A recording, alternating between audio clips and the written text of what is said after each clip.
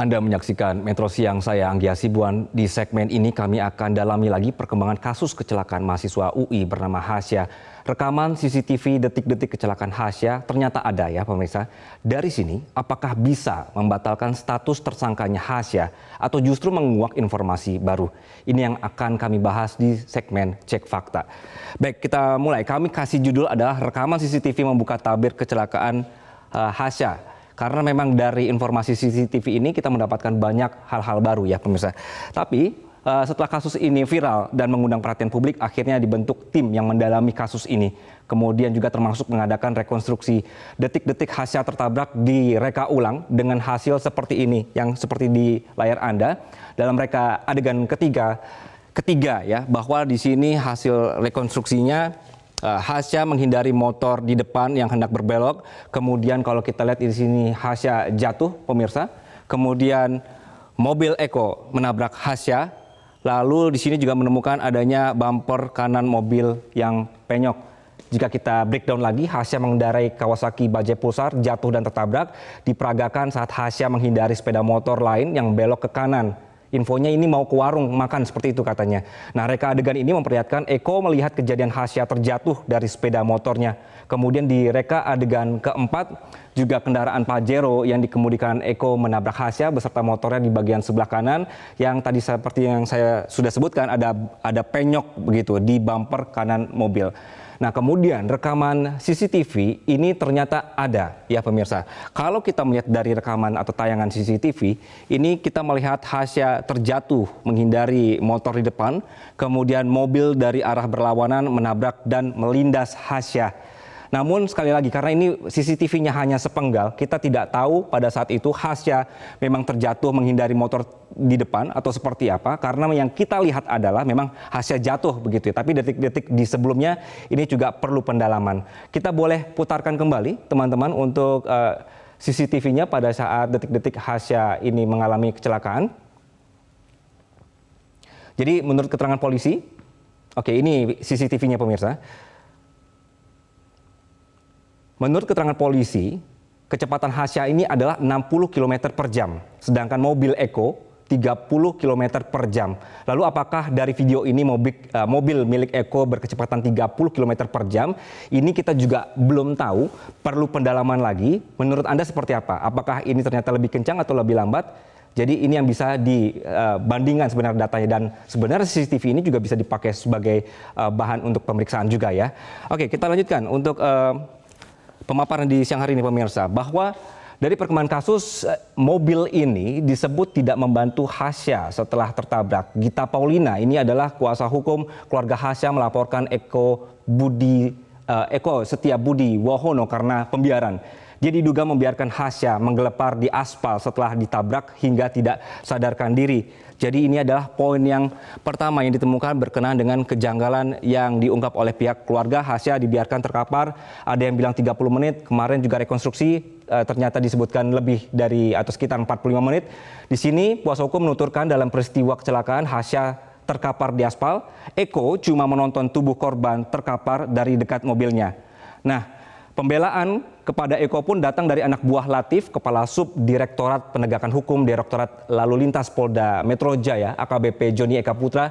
Joni menyebut hasil penyelidikan tidak terbukti unsur pembiaran dari Eko. Namun driver ojek online bernama Agus pemirsa ini mengungkapkan cerita yang berbeda lagi.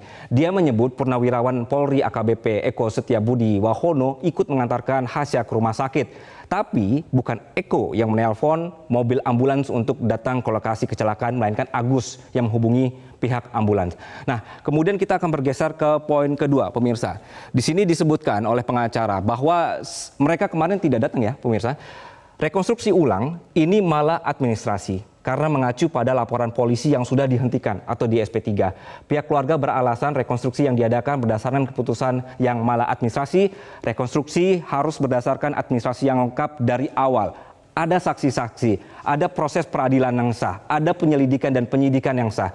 Bukan langsung tiba-tiba karena viral begitu ya, kemudian baru mendapatkan perhatian petinggi polisi, lalu dibentuk tim dan rekonstruksi. Jadi menurut pandangan kuasa hukum keluarga, hanya menurut mereka substansi dan formil ini tidak tepat di kasus ini.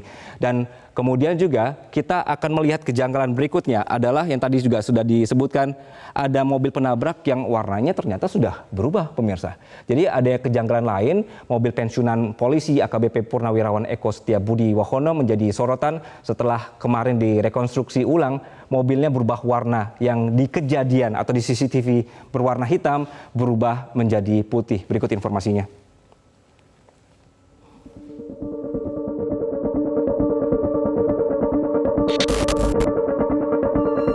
Rekonstruksi ulang kecelakaan antara mahasiswa UI Muhammad Hasya Atalasya Putra dengan kendaraan pensiunan polisi AKBP Purnawirawan Eko Setiabudi Wahono telah dilakukan kemarin guna mencari titik terang dalam kasus ini. Namun ada yang janggal, mobil Pajero B2447 RFS milik Eko berubah warna menjadi putih. Padahal jika melihat dari rekaman kamera CCTV di lokasi kejadian di ruas jalan Srengseng Sawah Jagakarsa Jakarta Selatan tampak jelas warna mobil yang dikendarai mantan Kapolsek Cililitan itu berwarna hitam. Dirlantas Polda Metro Jaya Kombes Latif Usman membenarkan Eko mengecat mobilnya setelah penyidikan kasus tersebut dihentikan atau SP3. Namun Kombes Latif memastikan mobil yang dipakai rekonstruksi merupakan mobil yang sama saat kecelakaan. Itu karena kemarin sudah di SP3, jadi kendaraan ini kita kembalikan. Nah, ini rencana juga dari Pulsar juga akan segera kita kembalikan. Sehingga kemarin sudah diambil pemiliknya, itu dilepas. Tapi untuk nomor sama semuanya, cuma catnya aja. Catnya aja, stikernya dilepas. Sebelumnya kecelakaan antara mahasiswa UI Muhammad Hasya dengan pensiunan polisi yang terjadi 6 Oktober 2022 terekam kamera CCTV di lokasi kejadian. Dalam rekaman itu tampak kondisi lalu lintas yang lengang dan terlihat ada sepeda motor yang melambatkan lajunya diduga hendak berbelok. Dari arah belakang melaju sepeda motor yang dikendarai Hasya dan terjatuh ke kanan. Dari arah berlawanan mobil Pajero yang dikemudikan Eko melaju dengan kencang. Dalam hitungan detik, Hasya tertabrak dan diduga terlindas. Bahwa secara teknis pengereman itu ada dua. Satu, proses reaksi sampai ngerem. Kedua, proses panjang rem. Dari contoh di TKP itu yang sangat pendek, tidak mungkin bisa itu dilakukan secara penuh. Kira-kira seperti itu. Ditambah lagi ini hujan dan lain sebagainya, itu waktu reaksinya, bahkan saya bisa menduga orang normal pun akan menjadi 3 detik. Kira-kira seperti itu. Setelah kecelakaan terjadi, pensiunan polisi itu tak membawa Hasya ke rumah sakit. Hasya sempat tergeletak selama 45 menit di pinggir jalan hingga akhirnya meninggal dunia. Keluarga almarhum Hasya pun tak terima dengan dugaan pembiaran dalam kecelakaan itu. Sudah meninggal, Hasya juga ditetapkan sebagai tersangka. Tim Liputan Metro TV. Baik, kita lanjutkan ke informasi berikutnya, pemirsa. Oke, setelah ini apa begitu ya? Nah, apa langkah-langkah yang akan diambil oleh pihak keluarga? Baik, orang tua Hasya ini melayangkan laporan, pemirsa, ke Polda Metro Jaya terhadap AKBP Eko Setiabudi Wahono terkait dugaan lalai memberikan pertolongan terhadap anaknya Hasya. Langkah ini diambil karena keluarga beranggapan seharusnya Hasya segera ditolong setelah tertabrak. Menanggapi hal ini, Kabid Humas Polda Metro Jaya, Kombes Pol Truno Yudo Wisnu Andiko mengatakan pihaknya akan melakukan proses pendalaman terkait laporan yang dilayangkan orang tua Hasya.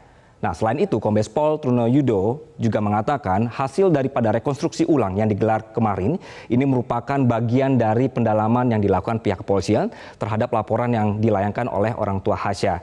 Di sisi keluarga, pemirsa juga ingin agar Hasya mendapatkan pemulihan nama baik. Sudah jadi korban lalu dicap sebagai tersangka. Kita simak pernyataan pakar hukum pidana Asep Iwan Irawan soal kasus ini.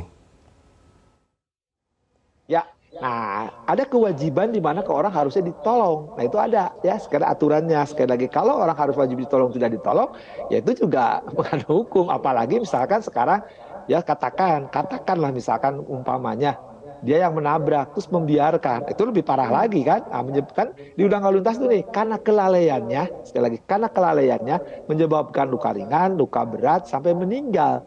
Sekali lagi ya, jadi selalu kan kalau kita lihat dari kasus-kasus yang kita pernah lihat itu ya, sekali lagi kalau kita kendarin kendaraan, ada orang menabrak, pasti kita yang jadi proses karena kelalaiannya, apalagi yang bersangkutan meninggal dunia. Nah sekarang kan seolah-olah dalam publik itu, seolah kan faktanya bahwa kepolisian mengumumkan yang bersangkutan tersangka. Apapun itu, misalkan periksa benar atau tidak benar, kita tunggu TGPF kan, kita tidak berburuk sangka.